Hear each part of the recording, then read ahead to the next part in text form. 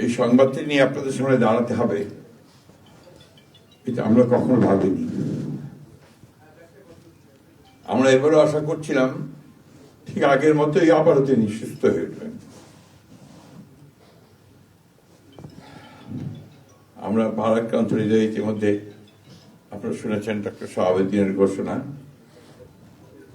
আজ ভোর 6টায় আমাদের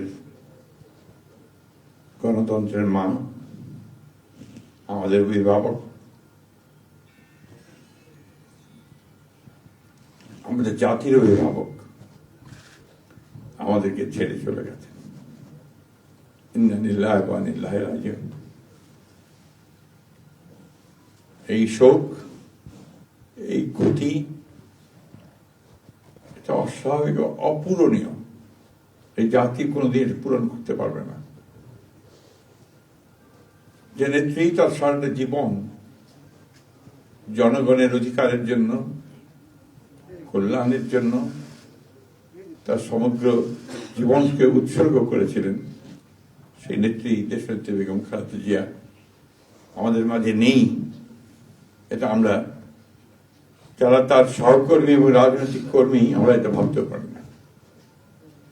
বাংলাদেশের রাজনীতিতে একটা বিশাল শূন্যতা সৃষ্টি হলো।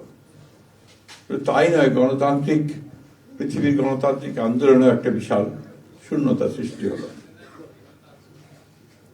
আমরা দলের পক্ষ থেকে আমাদের ভারপ্রাপ্ত চেয়ারম্যানের অনুমতিক্রমে আমরা দলের কিছু কর্মসূচি নিয়েছি। সেই কর্মসূচিগুলো আমাদের দলের সিনিয়র যুব মহাসচিব জনাব রুহুল কবির রিজভী সাহেব আপনাদের সামনে তুলে ধরবেন।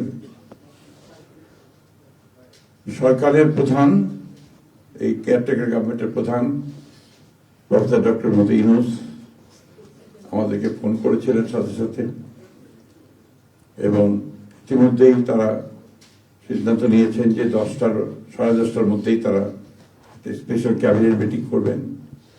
সেই ক্যাবিনেট মিটিংয়ে তারা দেশনেত্রী বেগম খালেদা জিয়ার যে শেষ কাজগুলো, তা জানাজা, তার দাফন, তাকে রাষ্ট্রীয় মর্যাদায় দাফন করা, তাকে রাষ্ট্রীয় মর্যাদা দেওয়া, এই বিষয়গুলি নিয়ে তারা সকাল 10টার সময় একটা সভা করবেন। এরপরে আমরা পুরো জিনিসটাকে কোঅর্ডিনেট করে আবার সেটা আপনাদের সামনে জানাবো। আমি এখন অনুরোধ করব আমাদের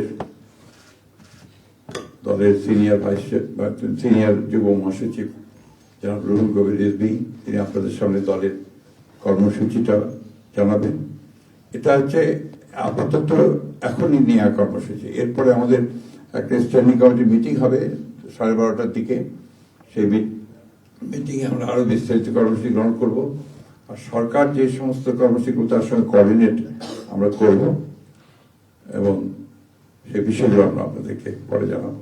ধন্যবাদ। আসসালামু আলাইকুম।